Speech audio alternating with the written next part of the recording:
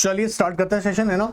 और देखिए इंपॉर्टेंट है, बहुत ध्यान सुनेंगे, बहुत ध्यान समझेंगे। ऑलराइट, आप लोग भी ध्यान सुनेगा और समझेगा। देखो यार, एक बात समझो, हम लोग ये डिस्कस कर रहे हैं कि सेंट्रल पब्लिक सेक्टर एंटरप्राइजेस के बारे में। मैंने आपको सब तक का पहला सेशन में डिटेल में डिस्कस किया हुआ है, ठीक है।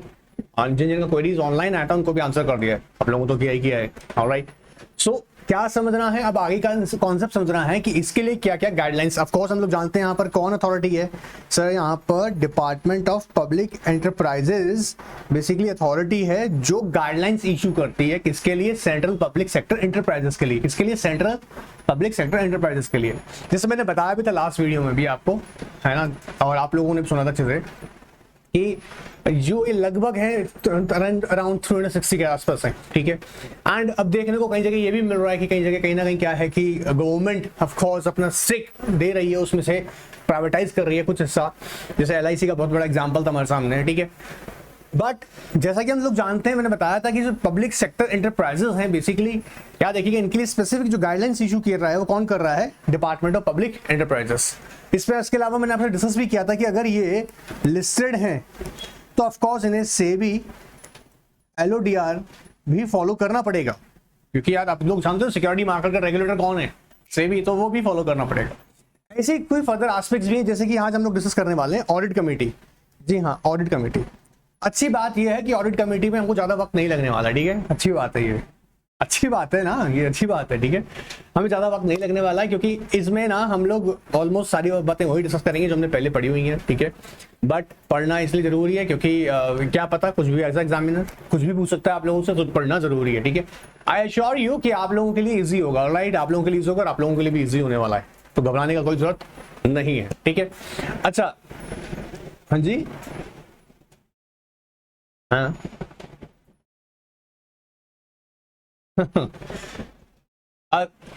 हाँ हाँ, देखिए देखिए, सुनिए सुनिए सुनिए, आप लोग भी सुनिएगा। इनका एक्चुअली क्वेश्चन क्या है? इनका क्वेश्चन ये है कि ये कह रही हैं कि सर जब सर मॉड्यूल से पढ़ते हैं ना सर, एक कभी ना कभी ये लगता है कि सर कॉन्सेप्ट कभी समझ में आता है, कभी कभी नहीं आता है। सही समझिएगा एक्चुअली रीजन क्या है। आपने कॉन्सेप्ट समझ लिया यहाँ पर, ठीक है, आपने मान लीजिए क्लास ऑब्जर्व कर लिया, देख लिया, लेकिन जब आपको क्वेश्चन दिया जाता है ना तो क्वेश्चन सॉल्व इसलिए करवाए जाते हैं ताकि आपको ये पता लग सके कि आपको एग्जैक्टली कॉन्सेप्ट समझ में आया नहीं आया। तो इसीलिए तो बेटा आपको बोलते हैं ना कि टेस्ट सीरीज वगैरह ज्वाइन करो, प्रॉपर उसको अटेंड करो, उसको मिस मत करो, इसीलिए ही बताते हैं। ऑलराइट, आप लोग भी सुन रहे हैं ना कि ये इसलिए ही कराई जाती है, ठीक है। चलिए आगे डिस्कस करते हैं प्राइवेट क्लास के बारे में। ये बात समझ लो बस एक बात कि अगर रेगुलरली आप टेस्ट सीरीज कर रहे हो, कॉन्सेप्ट पढ़ रहे हो और उसके टेस्ट सीरीज अटेंड कर रहे हो, तो इसलिए कंडक्ट की जा रही है ताकि आप लोगों को कोई डाउट होगा, क्वेरी होगा, तभी तो पता लगेगा ना। आपने सब कुछ सुन लिया, समझ लिया, लेकिन एक्चुअली समझ लिया है वो कैसे पता लगेगा? टेस्ट के थ्रू। ऑलराइट, चिंता करने का कोई जरूरत नहीं है, इतने सारे क्वेश्चन दूंगा, बस तुम अटेंड करो, है ना। ये मत सोचो कि आएगा कैसे होगा, एग्जाम में क्या होगा, तुम बस इतना करो कि अटेंड करो अच्छे से। एनीवेज चलिए स्टार्ट करते हैं। अब अगर हम लोग बात कर रहे हैं ऑडिट कमेटी के अंदर, हम देखो यहाँ पे सीधा सीधा यार साइड में अपने नोट्स बनाना, ऐसे नोट्स बनाना मॉड्यूल में, मैं गारंटी से बोल रहा हूँ तुम्हें दिक्कत नहीं आएगा। कहता है ऑडिट कमेटी बनाएंगे, बोले सर बनाएंगे। कहाँ की बन रही है ऑडिट कमेटी? कहाँ की ऑडिट कमेटी बन रही है? कहाँ की बन रही है सर? ये बन रही है सेंट्रल पब्लिक सेक्टर एंटरप्राइजेस की ये एक ऑडिट कमेटी बन रही है। जिन बच्चों को अच्छा लगे, जिनसे आप लेकर आए, ठीक है, आप पिलाएं ना। आप लोग अपने मॉड्यूल में या फिर अपने अलग से नोट्स रखें साइड में ना, थोड़ा मेहनत तो करो यार, अच्छे मार्क्स चाहिए, मेहनत नहीं करनी है वो तो करनी पड़ेगी। चलिए ऑलराइट, आप लोग भी कर सकते हैं। अब सेंट्रल पब्लिक सेक्टर एंटरप्राइजेस में बोलता है ऑडिट कमेटी के अंदर मिनिमम 3 डायरेक्टर होगा। मिनिमम 3 डायरेक्टर होगा, उसमें 2/3 तो इंडिपेंडेंट डायरेक्टर है। कह रहा है 2/3 कौन है? इंडिपेंडेंट डायरेक्टर है। मिनिमम 3 डायरेक्टर, तो मेजॉरिटी डायरेक्टर कौन होगा? इंडिपेंडेंट डायरेक्टर होगा। और चेयरमैन जो होगा ना वो खुद भी इंडिपेंडेंट डायरेक्टर होगा। कितना सिंपल बात बोल रहे हैं, वापस सुनना। मिनिमम कितना? 3 डायरेक्टर रखेंगे, जिसमें से मेजॉरिटी ऑफ डायरेक्टर कौन होंगे? इंडिपेंडेंट डायरेक्टर होंगे। मेजॉरिटी का भी मतलब यहाँ पे मेजॉरिटी मतलब मोर देन 50% नहीं कह रहे हैं, तो थर्ड बोल रहे हैं। ऑलराइट, तो ये नोट करने वाला बात है। एंड चेयरमैन जो होंगे वो भी कौन होंगे? Independent director. इसके साथ साथ कहता है कि चेयरमैन की ड्यूटी बनती है भाई, क्योंकि आप नॉर्मली आपने देखा होगा ये कॉन्सेप्ट जरूरी नहीं है सेंट्रल पब्लिक एंटरप्राइजेस में ऐसा हो, आपने कंपनी केस में भी देखा होगा, जो ऑडिट कमेटी का चेयरमैन होता है उसे जनरल मीटिंग में आना होता है, शेयर होल्डर का AGM में आना होता है। क्यों? ताकि शेयर होल्डर की क्वेरीज को आंसर कर सके। अब क्वेरीज क्या होंगी? फाइनेंशियल स्टेटमेंट से रिलेटेड क्वेरीज होंगी। ऑलराइट, तो वहां वो क्वेश्चन अपनी क्वेरीज कर सकते हैं, और जो चेयरमैन ऑफ ऑडिट कमेटी होते हैं वो रिस्पॉन्सिबल होते हैं कि उसको आंसर करें। देखिएगा ये क्या करना होगा इनको, उनको प्रेजेंट होना होगा चेयरमैन को, chairman present at the AGM to answer the shareholders queries. And suppose अगर कोई ऐसे सर्कमस्टांसेस होते हैं जो कि अनअवॉइडेबल हैं, जिनकी वजह से चेयरमैन प्रेजेंट नहीं हो सकते हैं, तो ये भी बात इंपॉर्टेंट है कि चेयरमैन उसी ऑडिट कमेटी में से किसी एक मेंबर को, उसी ऑडिट कमेटी किसी एक मेंबर को नॉमिनेट कर देंगे कि भाई on my behalf you will represent eight the AGM. क्या करेगा? If not present nominate a member of audit committee. अब ये बात पकड़ में आया हमें? देखो मैं जानता हूँ आप ऐसे कई स्टूडेंट्स है ना, ये खास तौर से आप लोग से नहीं कह रहा हूँ, आपने ऑनलाइन मैंने स्टूडेंट से बोल रहा हूँ, आप लोगों में से कई लोग क्या करता है फटाफट से देखता है यार ऑडिट कमेटी पढ़ रखा है, हटा सो आगे चलते हैं, स्किप कर देते हैं या स्पीड पे कर देते हैं। स्पीड पे तो मैं पहले ही रहता हूँ बोलने में, ऑलराइट, समझ रहे हैं ना? तो रिवाइज हो जाएगा कॉन्सेप्ट और एक बार अच्छे से मेमोराइज हो जाएगा, ठीक है।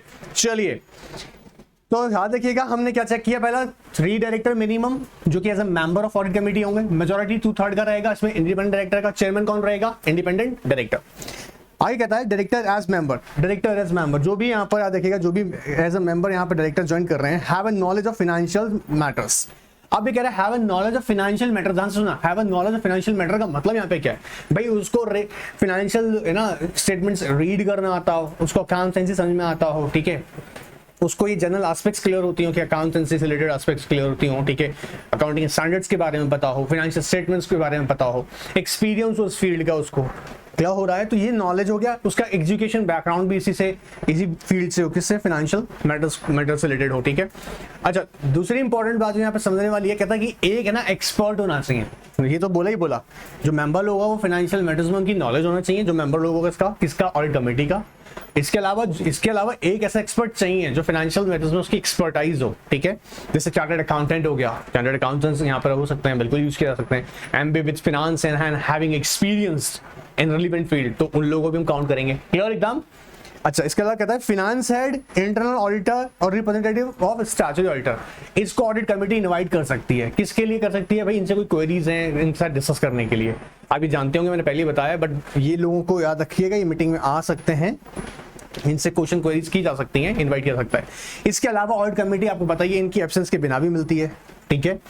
अच्छा may be invited at the audit committee meeting and जो कंपनी का कमिटी सेक्रेटरी है he will act as secretary of the audit committee. Of course वही यहाँ पर एज अ सेक्रेटरी का रोल प्ले करेगा। मतलब आपको पता है ना बोर्ड मीटिंग होता है तो बोर्ड मीटिंग के लिए वो ऑर्गेनाइज करता है, बोर्ड मीटिंग के लिए इसके जो भी प्री-रिक्विजिट्स हैं, अब ये बच्चों वाली बात हो चुकी है, प्रोफेशनल स्टूडेंट से मैं प्री-रिक्विजिट्स बताऊंगी क्या क्या रखी जाती है बोर्ड मीटिंग के लिए।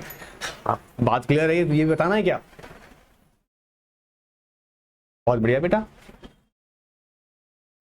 क्या रिक्विजिट्स होंगी? नोटिस सेंड करना, एजेंडा आइटम चेक करना, एजेंडा प्रिपेयर करना अकॉर्डिंगली चेयरमैन के साथ डिस्कस करके, हाँ चेक करना कॉरम प्रेजेंट है नहीं है, वोटिंग किससे प्रोसेस हुआ है, और याद दिलाएं बेटा। देखिए तो यहाँ पर कमिटी सेक्रेटरी का भी रोल यही रहेगा कि जब भी ऑडिट कमेटी की मीटिंग की जाएगी तो वो प्रॉपर्ली ऑर्गेनाइज हुई है नहीं है, ठीक है, तो वैलिडली कॉन्स्टिट्यूट मीटिंग है या नहीं वो चेक करने का काम होगा कमिटी सेक्रेटरी का। तो कमिटी सेक्रेटरी जो कंपनी का होगा वैसे एक्ट करेगा एज कंपनी यहाँ पे secretary of the audit committee. अब ये देखो बेटा यहाँ पर मेरा जो लोग ऑनलाइन मेरा क्लास देख रहे हैं इस समय वो लोग इसका स्क्रीनशॉट ले लें और फटाफट से नोट करना चाहे तो कर सकते हैं, ठीक है। चलिए आगे देखते हैं। तो ये सारी बातें बेटा इस पैराग्राफ की जो थी मैंने आपके लिए यहाँ कवर कर दी सारी, ठीक है। अब इसके अलावा हम आगे चलते हैं। देखो ये इंपॉर्टेंट है, कई बार मेरे को आप लोगों का क्वेरी रहता है ना कि रोल ऑफ ऑडिट कमेटी का सर इतना बड़ा कैसे पढ़ूंगा। मैं इसमें आपको पहली बात तो बता दूं कि आपको ऐसा तो है नहीं एज इट इज लैंग्वेज लिखनी है, ठीक है। आप लोगों को करना क्या है, अभी देखो इसको पॉइंट टू पॉइंट समझेंगे, ठीक है, याद भी करेंगे। क्लियर? आइए ध्यान से। Oversight the companies financial reporting process and disclosure of its financial informations. Ensure that financial statement is correct, sufficient and credible. अब इस पॉइंट को ना तुम्हें एज इट इज लिखने का जरूरत नहीं है एग्जाम में, समझो मेरी बात को। जो टेस्ट सीरीज वाले स्टूडेंट्स को भी कह रहा हूँ ये बात, अगर वो तो आप लोग देख रहे हो तो, ठीक है, क्या कह रहा हूँ ध्यान समझो। एज इट इज नहीं लिखना होता, कॉपी पेस्ट करके लिख दिया आपने। समझिए आपने ऑडिट कमेटी बनाने का कॉन्सेप्ट क्या है, आपने क्यों बनाई ऑडिट कमेटी? आपने इसलिए बनाई है ना कि ये ऑडिट कमेटी जो है बेसिकली आपको किस चीज में हेल्प करेगी, आपकी कंपनी के फाइनेंशियल जो स्टेटमेंट्स हैं वो प्रॉपर्ली प्रिपेयर हुए नहीं हुए, as per the accounting standards है नहीं है, ठीक है, क्या वहां पर, और ये अगर चेक किया जाएगा कि यू नो व्हाट सफिशिएंट है नहीं है, क्रेडिबल है नहीं है, ये एस्पेक्ट्स को चेक करना है। तो यहाँ पर क्या कह रहा है, company financial reporting process and disclosures financial information कैसी होनी चाहिए? Correct, sufficient and credible. अब लॉजिकल एग्जाम में बैठे हुए हो तो point to as it is copy paste करने के बजाय अपना सोच के देखो क्या कंपनी की क्या बोल रहा है, फाइनेंशियल रिपोर्टिंग प्रोसेस। वापस बोलो, कंपनी का फाइनेंशियल रिपोर्टिंग प्रोसेस। वापस, कंपनी का फाइनेंशियल रिपोर्टिंग प्रोसेस। आप लोग भी बोलिएगा, कंपनी का financial reporting process and disclosures of such financial informations must be, you know what, information should be, must be correct, credible and sufficient। अब ये logical keywords इन्हें अपने मन में रखो। क्लियर? दूसरी बात करता है fixation of board audit fees. अब यहाँ पर इस पे फोकस करो, ऑडिट फीस पर। ये तो फिक्स करेगा नहीं ये, लेकिन किसको रिकमेंड करता है? बोर्ड को। इसका थोड़ा ना पावर है यार कि फीस रिकमेंड कर देगा, ऑडिट की फीस क्या होगी, ऑडिटर को कितना फीस दिया जाएगा मैं बताऊंगा? नहीं, ऑफ कोर्स नॉट। कौन बताएंगे? बोर्ड ऑफ डायरेक्टर डिसाइड करेंगे, बट रिकमेंडेशन तो करेगा ना, एक्सपर्टीज फील्ड में उसकी है। क्लियर? तो दूसरा कीवर्ड अपने माइंड में यहां रही कोशिश करो, ऑडिट फीस। ठीक है, ये वर्ड, ये कीवर्ड है, इसे रखो। कीवर्ड के साथ में तुम अगर थोड़ा लॉजिक अप्लाई करोगे तो ड्राफ्ट अपने आप होता है। पहला हमने देखा ना, अपने आप समझ में आया होगा, financial reporting process, of course. इसके अलावा हमने क्या देखा? फाइनेंशियल स्टेटमेंट से फाइनेंशियल इंफॉर्मेशन कैसे होनी चाहिए? Correct, sufficient and credible. Alright, second क्या कह रहा है? Recommend to the board of director in respect of fixation of audit fees, पोलो। ठीक है, approval payment of statutory auditors for the other services.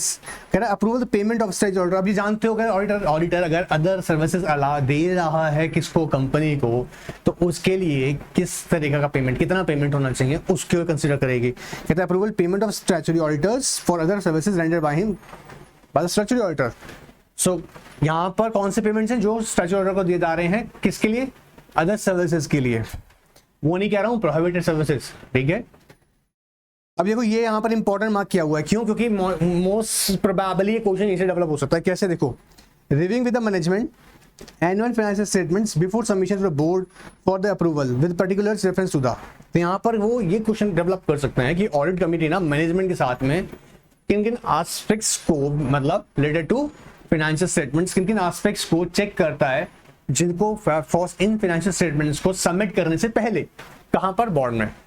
तो क्या क्या चीजें हो सकती हैं? देखो, कह रहा है मैनेजमेंट के साथ क्या क्या डिस्कस करेगा। अब मैनेजमेंट कौन आ गया सर? आपको पता है ना, कंपनी के अंदर केएमपीज की कैटेगरीज में जब बात करते हैं तो मैनेजमेंट की कैटेगरी में हम यहाँ किसको देख रहे होते हैं? सीईओ, एमडी है, चीफ फाइनेंशियल ऑफिसर्स है। यूजुअली इनके साथ में ऑडिट कमेटी क्या करती है? कंसल्ट करती है, और फिर यहाँ से फाइनेंशियल स्टेटमेंट्स प्रिपेयर होने के बाद में बोर्ड ऑफ डायरेक्टर्स का मीटिंग में जाता है। कहाँ पर? बोर्ड मीटिंग में। अब तो मेरी बात को ध्यान सुनना, अब इन पॉइंट्स को हम समझेंगे क्या क्या पहले डिस्कस किए जाते हैं। तो कहेंगे matters to be required to be not included in the director responsibility statements included in the board reports. अब देखो, अब तुम ध्यान से देखना, अब क्या क्या जाएगा? Director responsibility. ठीक है, स्टेटमेंट कहां जाता है? बोर्ड रिपोर्ट में। तो जो जो मैटर्स इंक्लूड किए जाते हैं किसके अंदर? Director responsibility statement. Director responsibility statement जो कहां लिखा जाएगा? बोर्ड रिपोर्ट के अंदर, उनके मैटर्स पे डिस्कस किया जाएगा। और देखो, changes in any accounting policies and practices and reason for such same. तो चेंज इन अकाउंटिंग पॉलिसी, अब यहां पर आप सुनना, change in accounting policies, keywords बता रहा हूं, ऐसे रखो साइड में, फिर बताना इसको लॉजिकली कैसे दिमाग हो जाएगा। Major accounting entries involving estimated based on the exercise of the judgement by the management. Major accounting entries का मतलब याद रखना, मैनेजमेंट क्या करता है, ये बहुत रियल प्रैक्टिस है। ठीक है, जैसे फॉर एग्जांपल एक लिमिट लगा दिया किसी ट्रांजैक्शन का, जैसे फॉर एग्जांपल अगर कोई ट्रांजैक्शन अप टू 1 करोड़ का है, जो मैनेजमेंट की पावर से हो रहा है, बात पकड़ में आ रहा है, मैनेजमेंट की पावर हो रहा है, but subject to the supervision of the board of director. Clear हो रहा है?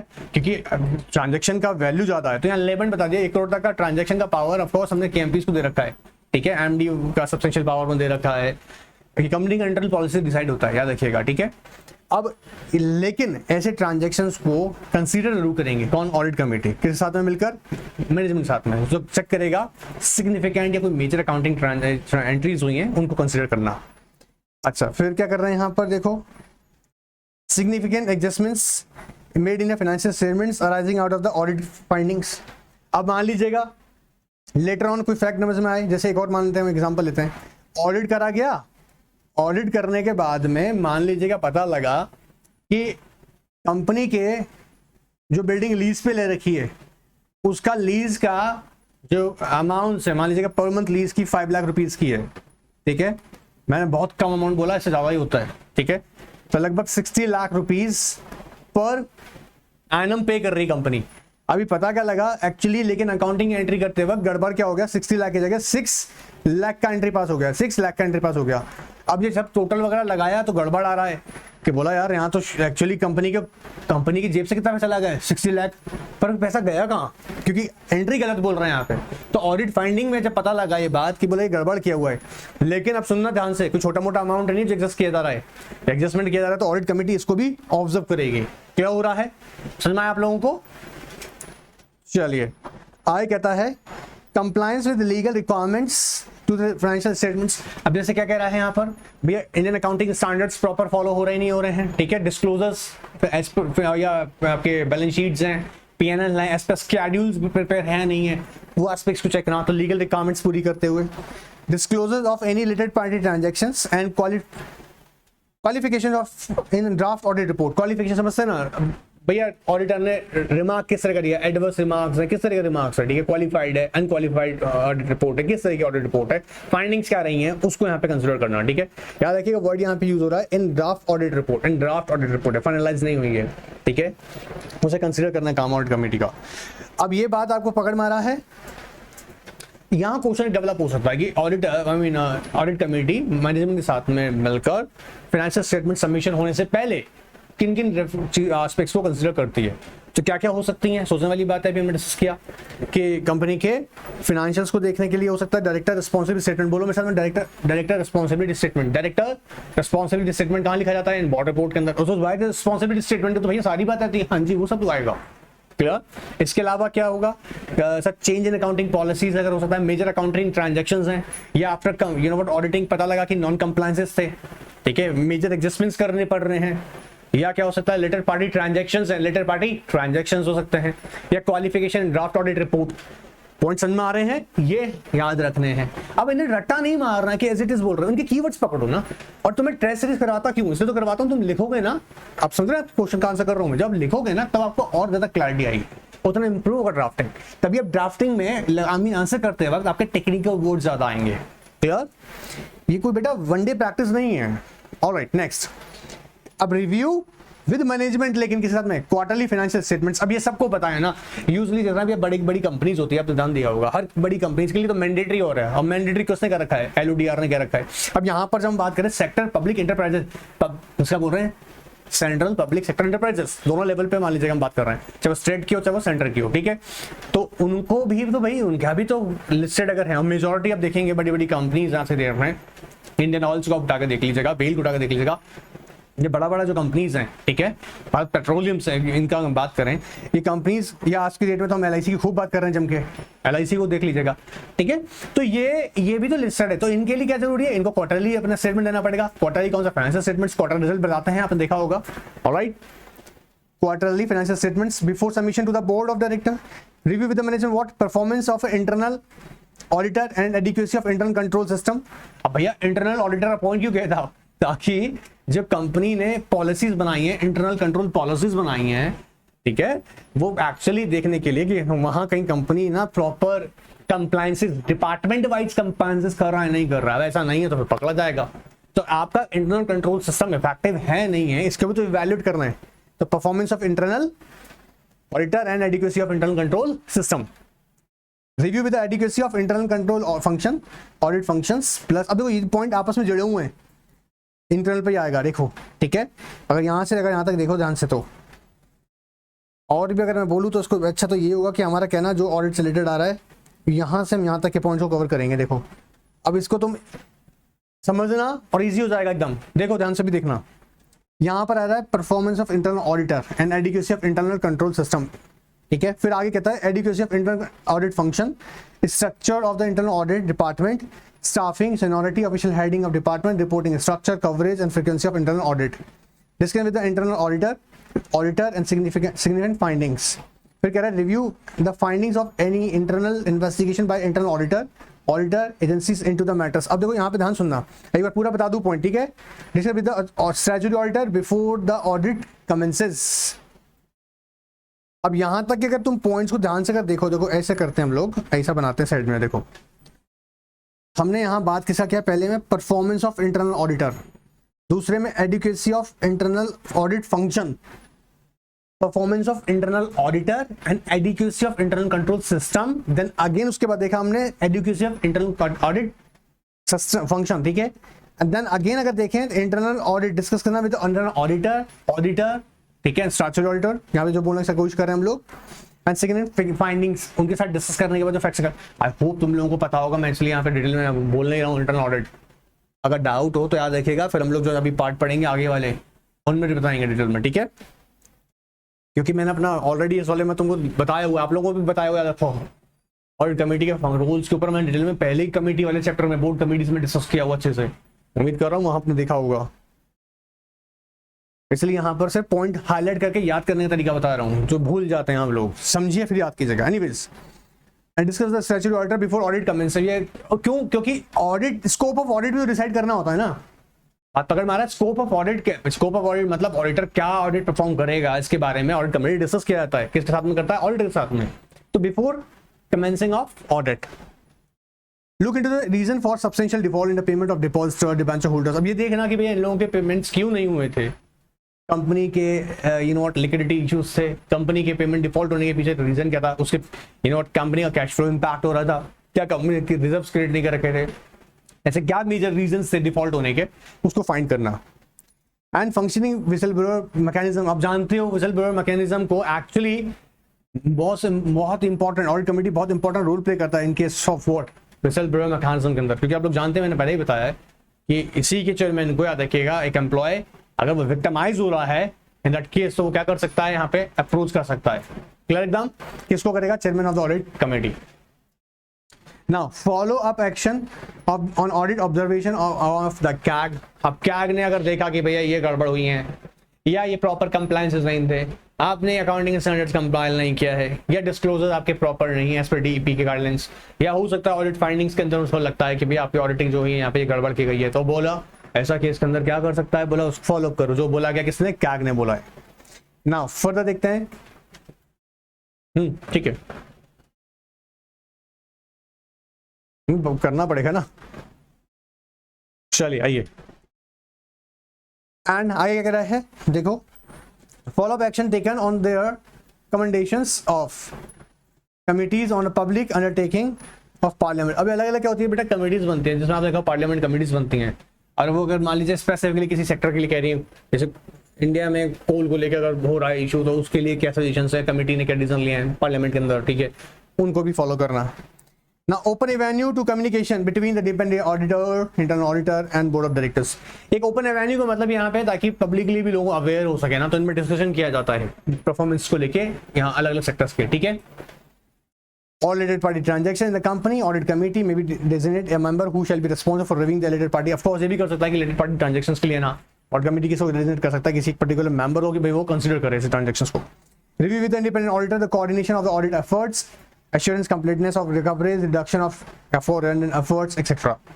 Consider review following independent auditor, क्या क्या देखेगा, adequacy of internal control including a computerized system, system control and security, related party transactions, findings, recommendation of independent auditor and internal auditor together with the management responses। Clear point? Doubt? चलो, anyways now अब देखो मैं आपको एक और चीज बताता हूँ, यहाँ से क्वेश्चन छोटा सा बन सकता है, ये भी छोटा सा ही क्वेश्चन बनता है यहाँ पर, और ये भी क्वेश्चन बनता है। सर ये नहीं बनता, सर ये अच्छी बात अगर ये नहीं बनता, बेटा ऐसा नहीं है, ठीक है। पहले पढ़ाए तो हैं तुम लोगों को, आप लोग याद कर लीजिएगा। किसी को अगर कोई दिक्कत आ रहा हो, बोर्ड कमेटी वाला आपके पास लेक्चर था, किसी को आप मिस हो गया हो, मुझे वापस मैसेज कीजिएगा व्हाट्सएप पर, वो कमेटी का क्लास पूरा दे दूंगा आपको, ठीक है। वापस से देखना बेटा, उसमें मैंने बहुत डिटेल में अभी कुछ 1-2 साल पहले नहीं बताया, अभी कुछ महीने पहले, महीने भी नहीं हुए, लेकिन प्रॉपर महीना भी नहीं हुए यार, अब इसलिए इसको अभी तो तुमको याद करवाए हैं, अभी टेस्ट भी तो किए थे, याद नहीं आ रहा क्या? हाँ फिर समझ में आया? तो याद रखिएगा, अगर यहाँ पे सिर्फ इसलिए रीड करवा रहा हूँ उसको और समझाने की कोशिश कर रहा हूँ, क्योंकि अभी कुछ टाइम पहले ही पढ़ा है। हाँ हाँ आप नहीं कह रहे हैं, मैं ठीक है बेटा, ठीक है। हाँ ऑलराइट, अगर किसी को है प्रॉब्लम आप मुझे बताएं, अब व्हाट्सएप पे रिक्वेस्ट भेजिएगा, मैं आपको ऑडिट कमेटी का क्लास प्रोवाइड करूंगा, ठीक है। अच्छे से एक बार रिवाइज कर लीजिएगा फिर ये कौन से वहां डिस्कस किया हुआ डिटेल में। अब वो सेम रिपीट हो रहा है, उसको हम लोग कितना बेटा बार बार थोड़ा बोलते रहेंगे उसी को। आइए अभी मैटर भी डिस्कस किए हुए, लेकिन एक बार यहाँ पर रिवाइज करवाने के फॉर्म से लग रहा हूँ, ठीक है। आइए फटाफट से power of audit committee, board of director क्या करेगा। एक्चुअली आप देखिएगा, जो बोर्ड ऑफ डायरेक्टर जो है कंपनी के, वो आप जानते हैं अपनी पावर डेलीगेट करता है किसको, ऑडिट कमेटी को। तो यहाँ जो पावर मिली हुई है, ठीक है, वो कहां से आई हुई ऑडिट कमेटी के पास में, बोर्ड ऑफ डायरेक्टर्स। याद देखिएगा, बात पकड़ में आ रहा है। अब क्या हो सकती है power, investigate any activity in terms of his reference. Terms of reference का मतलब होता है, मतलब जो बोर्ड ऑफ डायरेक्टर ने इन्हें पावर डेलीगेट किया उसके अकॉर्डिंगली ही करेंगे ये जो टास्क, जो एक्टिविटीज, जो उनके ऑब्लिगेशंस, इनकी ड्यूटी कास्ट की गई है by the board of director, वो ही काम करेंगे। याद देखिएगा, तो टर्म ऑफ रेफरेंस का मतलब यहां पर ये है, तो इन्वेस्टिगेट इनटू एनी मैटर, ये उसका पावर है ऑडिट कमेटी का। और किस कौन से मैटर हुए हैं कि एम्प्लॉइज कंपनी छोड़ क्यों रहा है, ये मैटर होगा। कंपनी की सेल क्यों अच्छी नहीं आ रही है, कंपनी की मार्केटिंग स्ट्रैटेजी अच्छी नहीं, ये होगा। ऑफ नॉट, आप समझ रहे ना, इसका मेनली फोकस किस पे होता है, कंपनी के फाइनेंशियल्स की तरफ। तो फाइनेंशियल्स में गड़बड़ है तो ध्यान देगा ये, ठीक है। तो investigate into any matters, any activity within the terms of reference, to seek information on और from any employee. Of course आपने देखा होगा, जैसे मैं बता रहा था कि कंपनी के फाइनेंस हेड को, जी हाँ, कंपनी के फाइनेंस हेड को ये इनवाइट करते हैं, कंपनी के सीईओ को बुलाएंगे, एग्जीक्यूटिव्स को बुलाएंगे, चीफ फाइनेंस ऑफिसर, बताओ हमको ये बात पकड़ में आ रहा है ना, उनसे इंक्वायरी कर सकते हैं।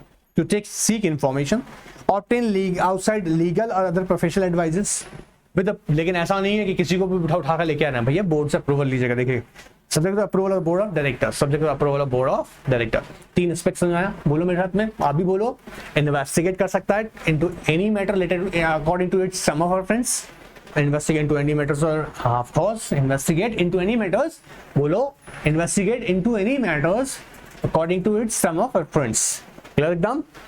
दूसरा काम क्या होगा, to seek information from any employee of the company like head of the finance, chief executive officers। Clear एकदम, डाउट्स, ऑलराइट। इसके अलावा हमने क्या देखा सर, और क्या कर सकता है, आउटसाइडर्स की लीगल या प्रोफेशनल्स का एडवाइस ले सकता है, but subject to the approval of the board of directors. Secure attendance of outsiders with relevant expertise. Of course अगर ऐसी नेसेसिटी अराइज हुई तो वहां भी ले सकता है इनकी help. Plus protect the whistle blowers, अब यहाँ पर भी काम है उसका, प्रोटेक्ट द विसल ब्लोअर। अब देखिए, आपको समझेगा ना, आपको पता है कि कंपनी में एम्प्लॉयज अगर किसी लेवल पर, अब एम्प्लॉय देख रहा है कि नॉन कंप्लायंसेस हो रहा है, फ्रॉड कंडक्ट हो रहा है, करप्ट प्रैक्टिसेस हो रही हैं, तो वो थोड़ा चुप बैठा रहेगा। वो बेचारा लगता है कि ठीक है मैं आवाज उठाना चाहता हूँ, लेकिन आवाज उठा तो डायरेक्टर उसको बोलेगा, डायरेक्टर या जो भी सीनियर ऑफिशियल है जो ऐसा कर रहा है उसको बाहर निकाल देगा, उसको विक्टिमाइज किया जाएगा। In that case what will happen, तो फायदा नहीं है ऐसे। तो विसल ब्लोअर को प्रोटेक्ट करने का मतलब जो प्रोसीजर्स बताए हुए हैं, ठीक है, जो आइडेंटिटी आप यहाँ पर एम्प्लॉय का डिस्क्लोज नहीं करेंगे वो बोला गया है, ठीक है। तो ये किसका ड्यूटी है, किसका ड्यूटी है, ऑडिट कमेटी का। तो उसका पावर भी यही है कि वो प्रोटेक्ट करे विसल ब्लोअर को। कैसे प्रोटेक्ट करेगा, आइडेंटिटी डिस्क्लोज नहीं करेगा, इन्वेस्टिगेट करेगा मैटर्स के अंदर, to protect the whistleblowers. तो विसल ब्लोअर्स कौन हो जाएंगे बेटा, जो बेचारा यहाँ पर एम्प्लॉय अपनी वॉइस रेज कर रहा है अगेंस्ट सच नॉन कंप्लायंसेस और फ्रॉडुलेंट प्रैक्टिसेस। ऑलराइट, अब मीटिंग की अगर बात करें तो बहुत सिंपल सा फॉर्मूला लगाते जाओ। देखो यहाँ साइड में आ जाओ और अपने साथ में समझ चल जाओ, और जानते हैं चलिए वही कॉन्सेप्ट है। 4 meetings in a year, 4 meetings in a row होता है, not more than 4 months between 2 audit meeting of audit committee. तो याद से रखिएगा क्या बोल रहे हैं, 4 मीटिंग्स इन अ ईयर, रट हो गया तो रट गया होगा, हाँ। And not more than 4 months between, gap should be not more than 4 months into audit committee meetings। Quorum बोलता है 2 or 1/3 whichever is higher, but 2 ID must be there। मतलब कह रहा है 2 or 1/3, quorum क्या होगा 2 or 1/3 whichever is higher। Provider से क्या बोला, लेकिन इसमें कम से कम 2 ID रहेगा। तब आपने पहले भी समझा था, ऑडिट कमेटी जब बनाते हैं हम लोग तो 3 डायरेक्टर मतलब यहाँ पे मिनिमम होना, इसमें मेजोरिटी 2/3 की ID होता है। तो पहली इस रेशो को ध्यान से देखो तो क्लियर होता है, लेकिन यहाँ पे बोलता है कि अगर आप कॉरम को देखेंगे तो कॉरम में आपको याद रखना पड़ेगा कितना होगा, 1, 2 और 1/3 whichever is higher। बोलो ना, 2 और 1/3 whichever is higher, audit committee का 2 और 1/3 which is have a higher, और साथ साथ बोल रहा है इसमें मेजोरिटी कौन रहेगा, मतलब कम से कम 2 तो आपका आईडी होना ही चाहिए। क्लियर, आगे देखते हैं बेटा, ध्यान सुनते चलो। अब ये हमारा कॉन्सेप्ट, यहाँ आते हैं हम लोग। देखो ये अपने आप है ना, यहाँ से यहाँ तक के लिए एक इंटरेस्टिंग पोर्शन है, इसलिए आपको रीड यहाँ पहले वापस से करवा रहा हूँ। जैसे कह रहा है review of information bye audit committee, review of information bye audit committee. अब क्या क्या कोर फंक्शन रहेगा, किन किन चीजों को ध्यान देते, देखो management discussion and analysis of financial conditions. अब ये याद रखिएगा, मैनेजमेंट डिपार्टमेंट का भी रोल होता है, ये इसको कंसिडर करते हैं। Management discussion and analysis of financial conditions and results of operations. ये क्या कर रहा है, कंपनी की होल पिक्चर पे वर्क कर रहा है। कौन, जैसे कंपनी का सीईओ का रोल होता है कि कंपनी के ऊपर फोकस करता है, कंपनी को है ना, उसके डे टू डे ऑपरेशंस को किस तरीके से कंपनी हार्ड सेल करे, बिजनेस ऑपरेशंस बहुत अच्छे से काम कर रहे हैं, ठीक है। एमडी का काम का क्या होता है, कंपनी ग्रोथ करे। तो यहाँ इसके लिए ऑल ओवर कंडीशन देखना पड़ता है, कंपनी की फाइनेंशियल कंडीशन कैसी है, उसकी परफॉर्मेंस, कंपनी के ऑपरेशनल रिजल्ट्स क्या है, कंपनी जिस भी तरह का बिजनेस कर रही है उसमें क्या रिजल्ट प्रोड्यूस कर रही है, ठीक है। अच्छा अब ध्यान समझेंगे, कह रहा management discussion and analysis of financial condition and result of its operations. Operation मतलब बिजनेस एक्टिविटीज जो कर रही है वो। And statement of related party transaction submitted by management, ये भी देखना है। पहला management discussion and financial positions as well as result of its operations. दूसरा क्या करा है, रिलेटेड पार्टी ट्रांजैक्शंस को ऑब्जर्व करना, statement of related party transactions, management letters and letter of internal control weaknesses issued by the statutory auditors. अब यहाँ पर या तो स्टैट्यूटरी ऑडिटर ने ऑडिट किया होगा तो उसने अपनी फाइंडिंग्स में बोला कि आपका मैनेजमेंट वीक है। अब वीक कैसे होगा कि इन रिस्पेक्ट ऑफ, अगर लेटर ऑन फाइंडिंग में उससे पता लगता है कि यहाँ पर अकाउंटिंग एस्पेक्ट्स को प्रॉपर्ली कंप्लायंस नहीं किया गया, या एक्चुअली मेजरली ऐसा ऑब्जर्व होता है ना कि वाउचर्स का एंट्री प्रॉपर मेंटेन नहीं किया गया है, या मैनेजमेंट ने हमको कुछ क्रूशियल इंफॉर्मेशन दी जो कि हम डेटा ही उसका अवेलेबल नहीं है, मैनेजमेंट के पास भी नहीं है। ये तो भैया एक तरीके से देखा था वीकनेस हो ना मैनेजमेंट का, या इंटरनल कंट्रोल वीकनेसेस हैं। तो ये उसके लिए लेटर कौन सेंड कर रहा है, स्टैट्यूटरी ऑडिटर, उसको देखना। सो मैनेजमेंट लेटर्स और letter of internal control weaknesses issued by the statutory auditor, internal audit reports relating to the internal control weaknesses, plus the appointment and removal of chief internal auditor. जी हाँ, appointment and removal of chief internal auditor. Exam में इतना सही question छू के चला जाएगा आपको।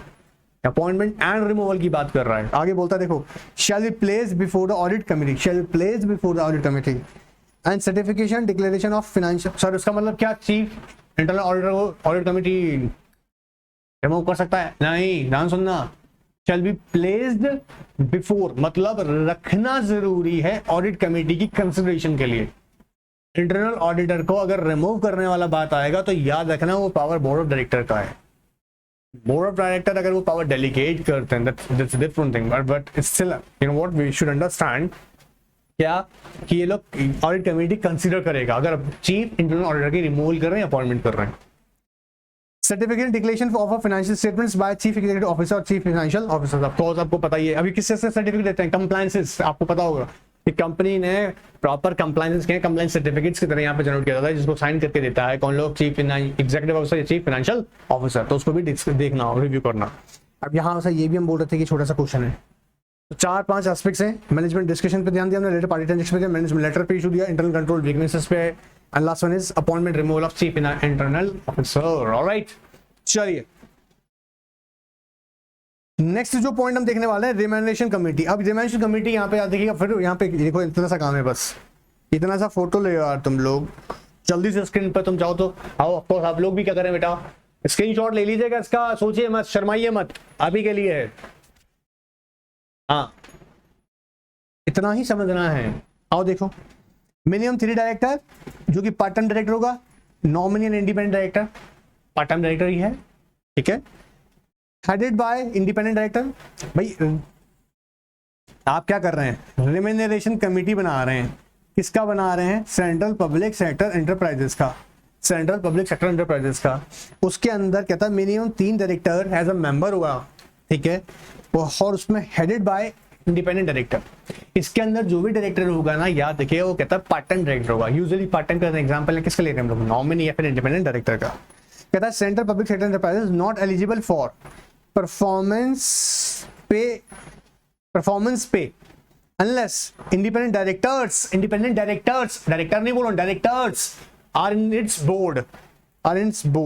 अब क्या कह रहे हैं, परफॉर्मेंस पे, सर क्या परफॉर्मेंस पे डायरेक्टर लोग कि सैलरी डिपेंड करती है कि किस डायरेक्टर ने कितना अच्छा वर्क किया है, उसके अकॉर्डिंग पे दिया जाए।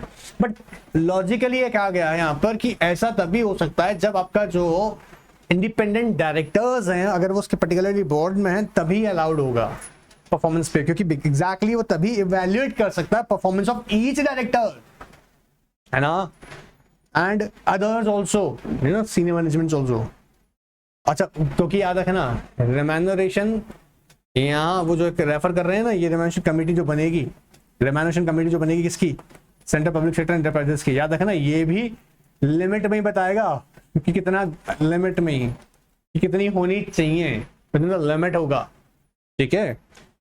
अब कहते हैं डिसाइड एनुअल बोनस, वेरिएबल पे, pooled policy for executives and non unionised supervisor. सही, नॉन यूनियनाइज्ड सुपरवाइजर कौन होता है, जिसमें देखिए हम बेसिकली कह रहे हैं एक तरीके से they are not employees as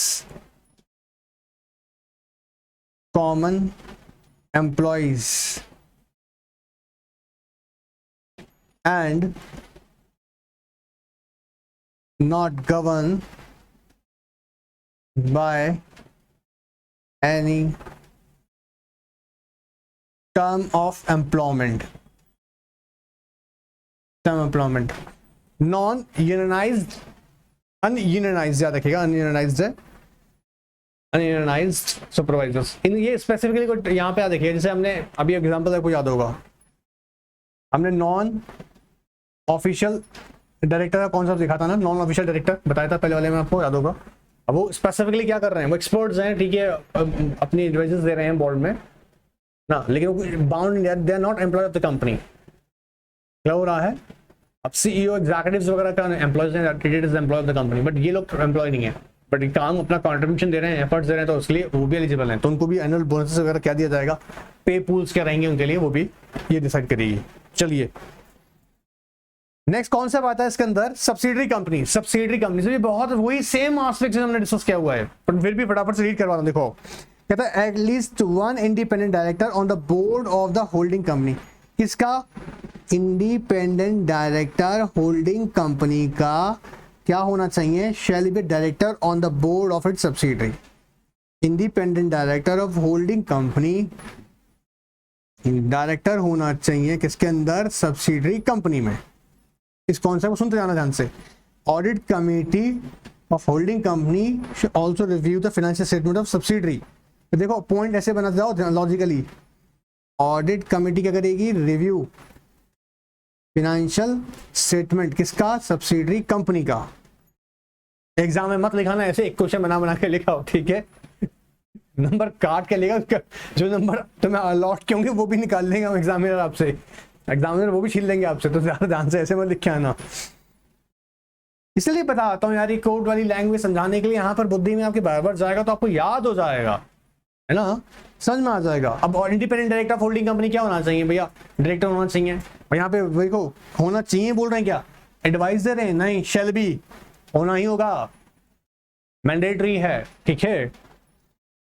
subsidiary, alright, minutes of board meeting of subsidiary place before the board meeting of the holding company. ये भी हम वही सारे इस पर डिस्कस कर रहा हूँ। अब तुम पॉइंट टू पॉइंट बनाना चल जाओगे ना, पहला कंप्लाइंस ये हो गया, दूसरा कंप्लाइंस ये हो गया, तीसरा कंप्लाइंस क्या हो गया, minutes of subsidiary board meeting place before holding company board meeting. अब ये समझना ना मेरी बात ध्यान से, ये कंप्लाइंसेस हो रहे हैं, यही चेक करने होते हैं आपको फ्यूचर में, जब तुम कंपनी सेक्रेटरी का रोल प्ले करोगे तो क्या जाके चेक करोगे, यही तो कंप्लाइंस से करोगे, यही का मतलब अगर ये सिचुएशन होगा तो, ठीक है। तो इतना तो मैं पता है। Management should periodically bring to the attention of the board of directors of holding company statement of any all significant transaction। अब कोई भी significant transactions हुए हैं, arrangements entered to by the subsidiary company ने कोई भी significant transaction किए हैं, इसके ऑलरेडी मैं डिस्कस किया हूँ, याद होगा, और ऑलरेडी बोर्ड कमेटी वाले चैप्टर में किया था। तो उसके लिए भी आप रखिए, ड्यूटी बनता है मैनेजमेंट का, किसका, कि भैया ये नॉलेज में लेके आया बोर्ड ऑफ डायरेक्टर की, सर इस तरीके के सिग्निफिकेंट ट्रांजैक्शन हुआ किसके, सब्सिडरी के। अब ये छोटी सी इन्होंने ना इंपॉर्टेंट बात ऐड कर दिया आपकी नॉलेज के लिए, बोले यार ध्यान रखना कि इस केस में ट्रीट कब कर रहे हैं, कहता है the purpose of these guidelines, ये हमने ऊपर पढ़ी है इसलिए तुम्हें कह रहा था, ये पॉइंट नंबर 1, आईडी जो होगा होल्डिंग कंपनी का डायरेक्टर उनसे सब्सिडरी में, ऑडिट कमेटी जो है वो फाइनेंशियल स्टेटमेंट को रिव्यू करेगी, जो मिनट्स ऑफ सब्सिडरी के ऑफ कोर्स बोर्ड मीटिंग के वो होल्डिंग कंपनी की बोर्ड मीटिंग में रिव्यू किए जाएंगे, सिग्निफिकेंट कोई ट्रांजेक्शन होंगे, अरेंजमेंट्स होंगे जो भी सब्सिडरी ने किए उसको रख समझा, मतलब बोर्ड मीटिंग जो होगी होल्डिंग कंपनी की उसके सामने रखा जाएगा।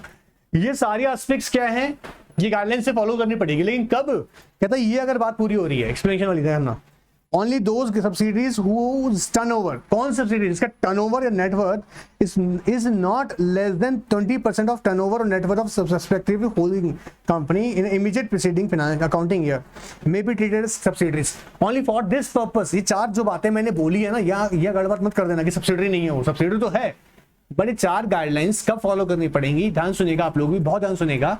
जब ये क्या कह रहा है, अगर ना सब्सिडरी कंपनी का टर्नओवर या नेटवर्थ ठीक है, नेटवर्थ, टर्नओवर या फिर नेटवर्थ क्या कह रहा है, नॉट लेस देन 20% ऑफ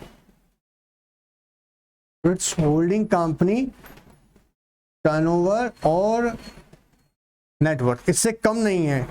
देखो यहां पर of turnover net worth of respectively holding company, कह रहा है टर्नओवर, ठीक है, 2 पॉइंट पकड़ में आया, तभी ये चार बातें आप अप्लाई करोगे, उससे पहले नहीं करना है, उसमें नहीं करना है। सब्सिडरी तो है, सब्सिडरी तो मान रहे हैं, for the purpose of these 4 guidelines, first one is independent director of holding company must be a director in the subsidiary company।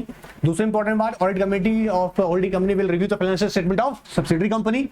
तीसरी इंपॉर्टेंट बात क्या थी, the meeting of the minutes of the subsidiary companies board will must be placed before the board meeting of the holding company, ठीक है। And the fourth one, जो भी significant arrangements और contracts हैं that must come to the knowledge of the board of director of holding company। ये चार बातें तभी करनी है अगर सब्सिडरी कंपनी का टर्नओवर या नेटवर्थ होल्डिंग कंपनी के टर्नओवर या नेटवर्थ का से 20%, नॉट लेस देन, मतलब 20% से कम नहीं है।